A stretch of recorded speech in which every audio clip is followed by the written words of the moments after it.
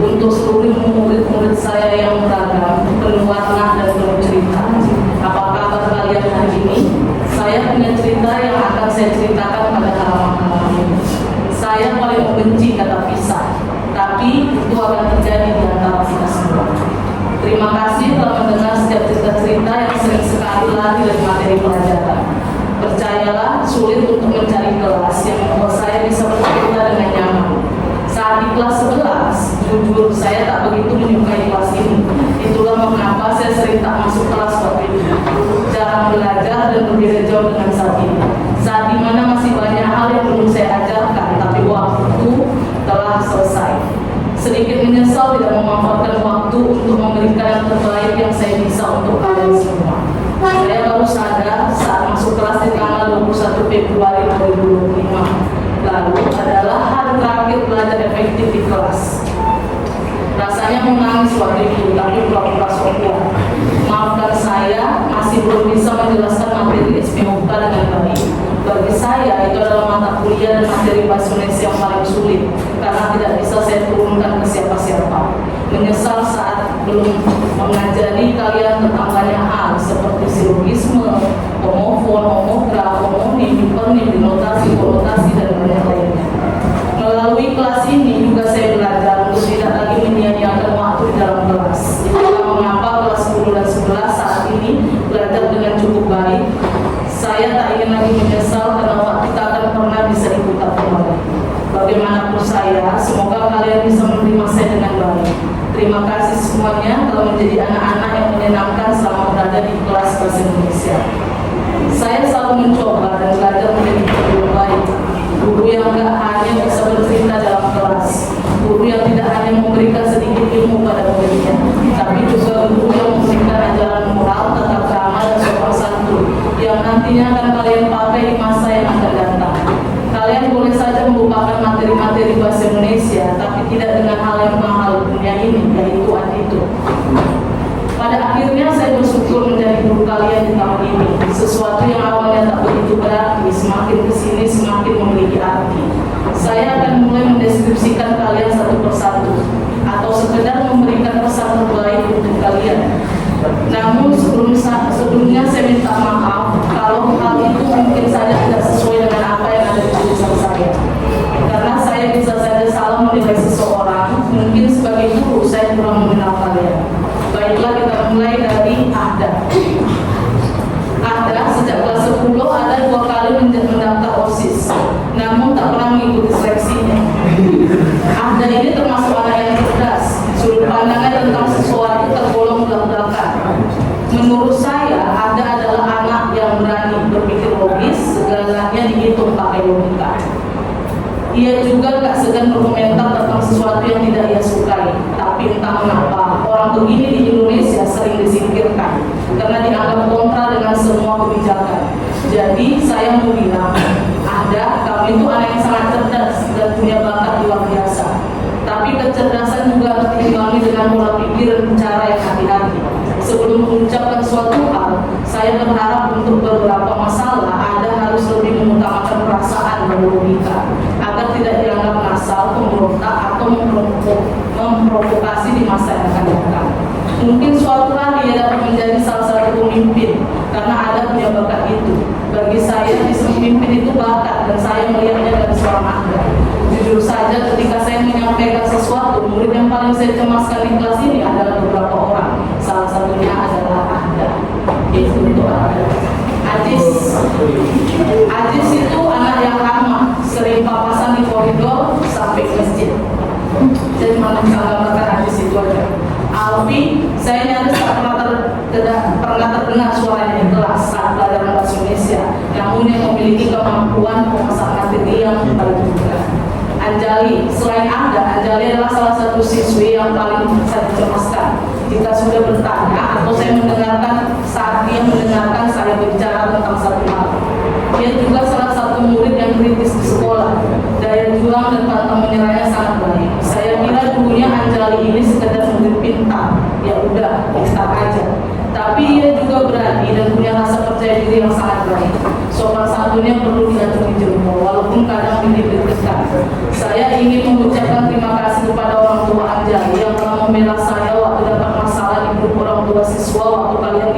guru.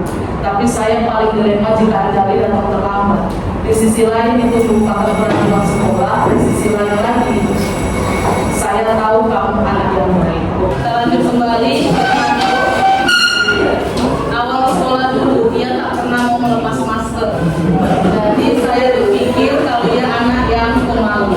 Makin kesini saya semakin melihat kalau Fernando ini anak yang baik dan bisa diandalkan. Saya senang karena Fernando adalah anak yang mau masuk ruang BK untuk bertanya mengenai bimbingan karir yang baik untuk dia nanti.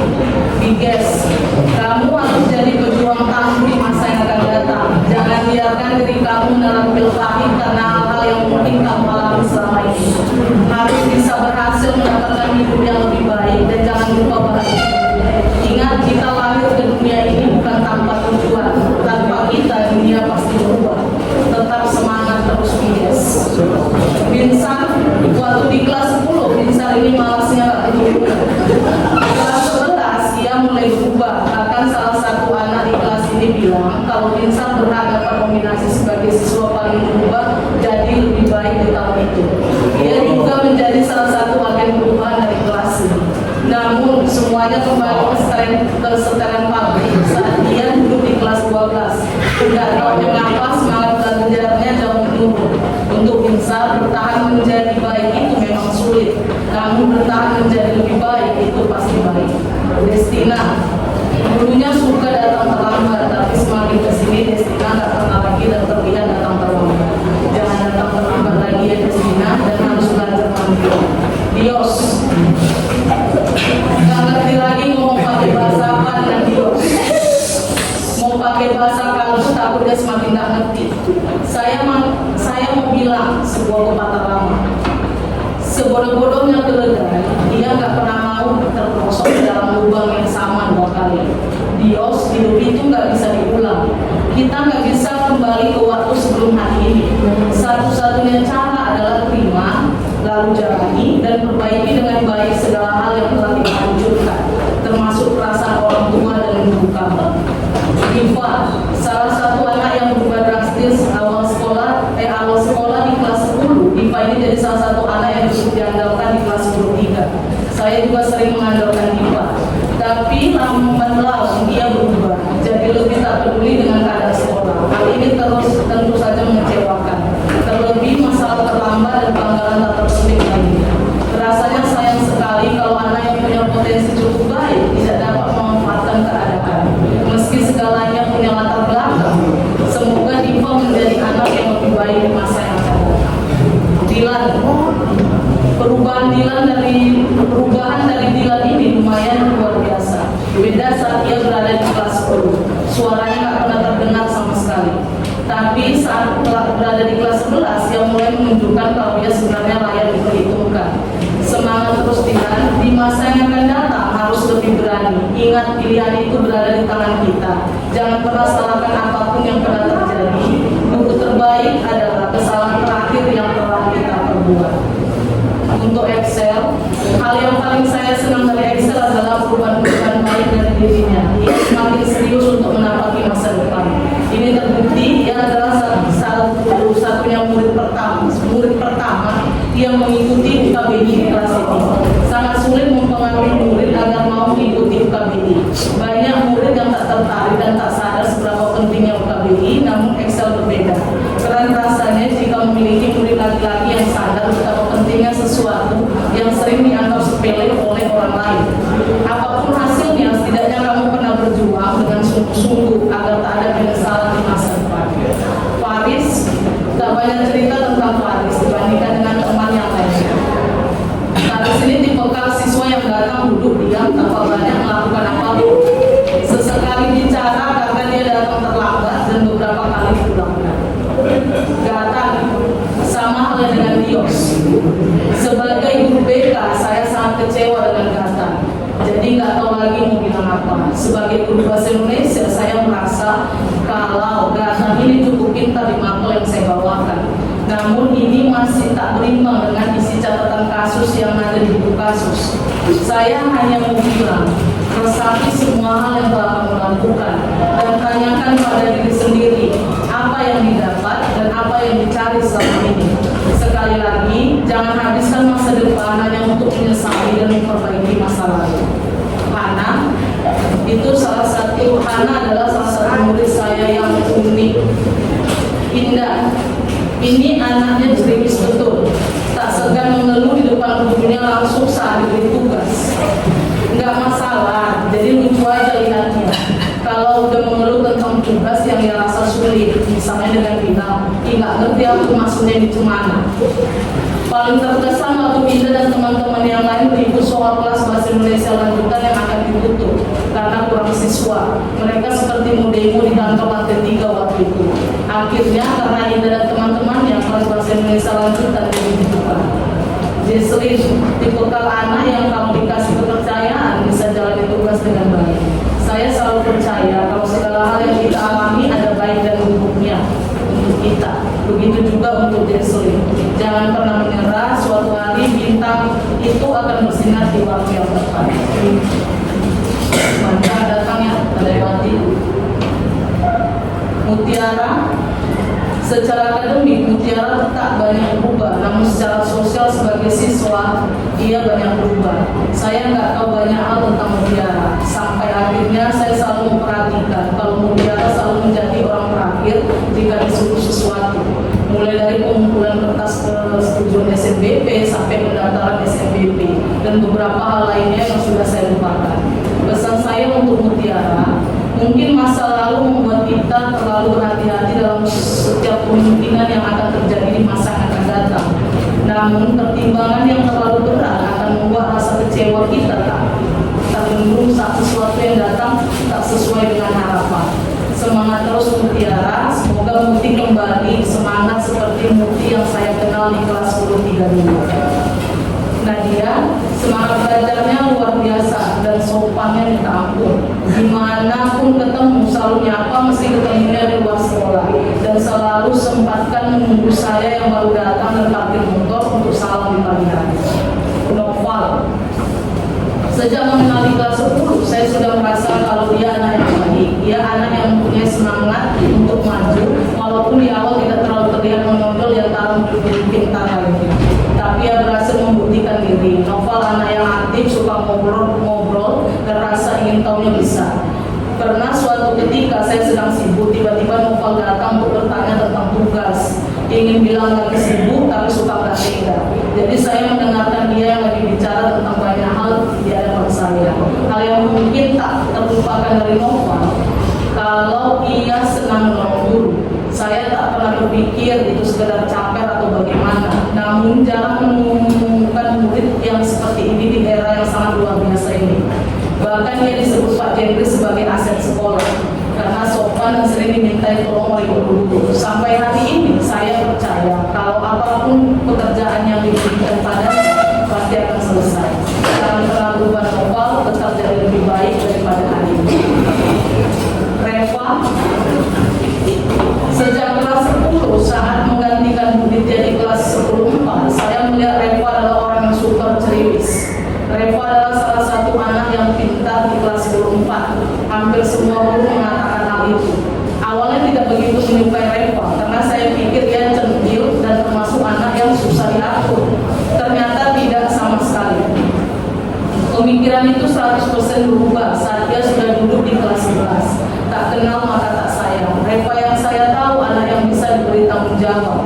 Dia selalu berani dan mengungkapkan pendapat dengan caranya sendiri. Rizka, saya masih heran kenapa ia tak pernah mencoba itu menjadi pengurus OSIS.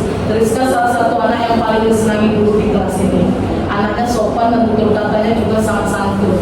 Jadi setiap guru-guru bercerita selalu memuji Rizka. Ia anak yang meski awalnya terlihat tidak banyak bicara, tapi cukup mampu membuat orang lain terkesan. Tengku Adinda, tak banyak yang saya tahu tentang Adinda. Ia anak yang rajin dan masih ingat di kelas 10 ia minta pindah kelas karena menghindar dari Anda. Namun beberapa waktu belakangan saya melihat mereka jadi berteman. Adinda keren ternyata di medsos. Waktu buka TikTok dia muncul di TikTok. Saya mikir kayak pernah lihat ini orang. Nggak tahunya itu Adinda. Dia salah satu murid pindahan terbaik di Primban. Punya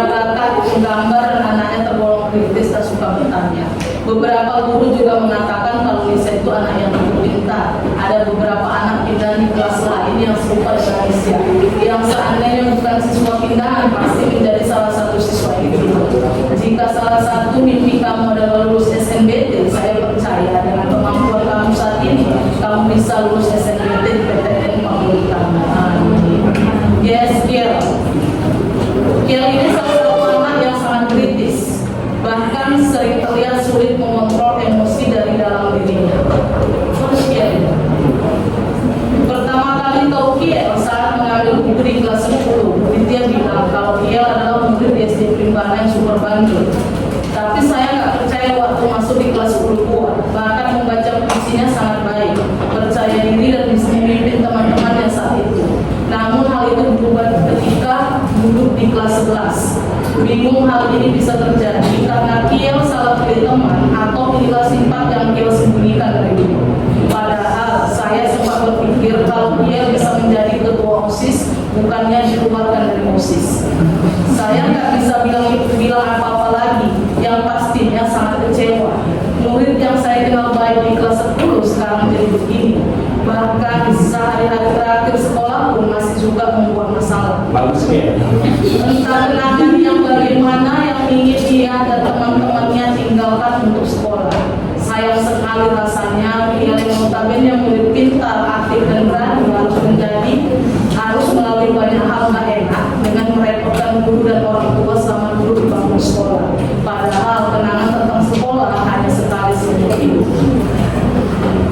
Untuk Jefflin, ini paket ya, jadi langsung. Untuk Jefflin, Mira datang. Jefflin, Mira, Yohanes dan Yones.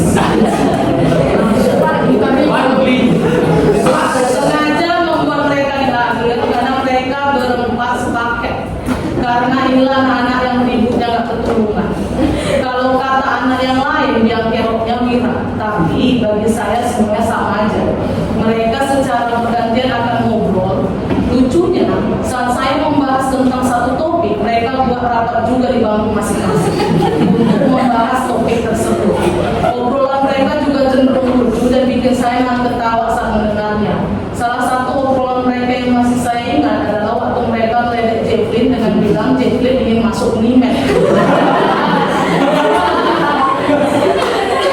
agar bisa pergi bareng Randy abangnya, dan menyebut Unimed sebagai UNPAD, yaitu Universitas Pantinggalan, dan berbagai tingkah dan obrolan lainnya yang bikin saya ketawa atau senyum sendiri. Untungnya kelas ini sudah kena di hati saya. Jika tidak, mereka mungkin sering kena bombardir tiap saya masuk. Karena di kelas 11 mereka tak begitu terlihat suka ngobrol seperti saat ini. Tapi kadang sebuah kelas memang memerlukan murid-murid seperti kalian. Biar warna tak melulu tentang hitam dan putih. By the way, Yones juga merupakan murid pindahan yang sangat mumpuni dan paling keren waktu dia buat karya ilmiah yang nyaris tanpa cacat di kelas 11 dulu. Banyak kisah suka dan duka yang masing-masing kita alami selama 3 tahun ini. Segala tingkah laku murid di kelas ini akan saya patri dalam ingatan. Sebagai guru, saya juga manusia biasa yang mungkin ngeselin, terkesan bawel, cerewet. Dan untuk kamu yang mungkin pernah saya patahkan hatinya karena sikap dan ucapan saya berharap beberapa tahun ke depan kamu berhasil membuktikan kalau pemikiran saya selama ini salah tentang kamu. Terima kasih telah berhasil menjadi salah satu kelas yang tak pernah membuat langkah saya berat masuk ke dalamnya. Hiduplah dengan baik agar benar-benar menjadi yang terbaik. Raihlah semua impian-impian kalian. Semoga sukses semuanya. Pesan saya, tetap jaga attitude dimanapun kalian berada. Jangan pernah kecewakan orang yang telah mempercayai kalian. Jika tak bisa memberikan apa-apa untuknya, minimal tidak menyusahkannya. Ingatlah kalau tamat dan lulus SMA bukan berarti selesai. Namun itulah awal dari kebahagiaan atau kesulitan yang sebenarnya. Oke, selesai. Terima kasih.